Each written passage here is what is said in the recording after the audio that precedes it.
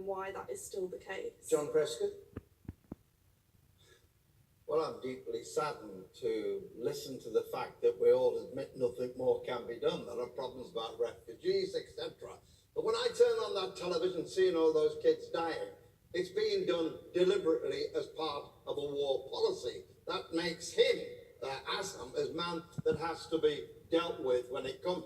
Doesn't help for negotiations, of course. Please negotiate with him. We'll come to a deal. Stop this. He's not going to say, if I do that, will you take me to the international court? These are the difficulties.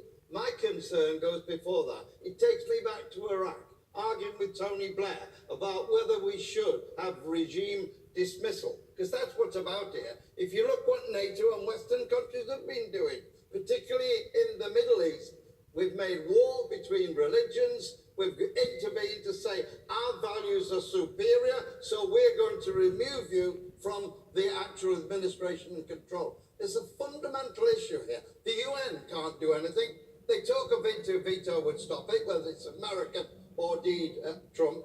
Trump, basically, and Putin, they are global powers who are now doing many things that prevent to deal with the Syrian problem. The Russians are actively involved. The Americans are prepared to bomb. We're actually sending in bombs, basically, by this new automatic business. I can't remember the name of the damn weapon is drones. And they use a drone. Somebody in Kent is actually doing it now, as if they're playing a game. We've got to get out of that situation. And we've got to recognise it's not a popular view. You can read about the Crusades. We're doing the same thing now.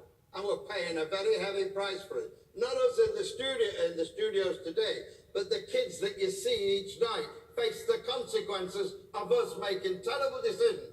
We think democracy and values is far superior and quite prepared to intervene military for it. We better start thinking much more deeper about what the results are. And that's the actions of which Western powers, to my mind, and NATO have been actively involved in the name of democracy. Tell the kids that.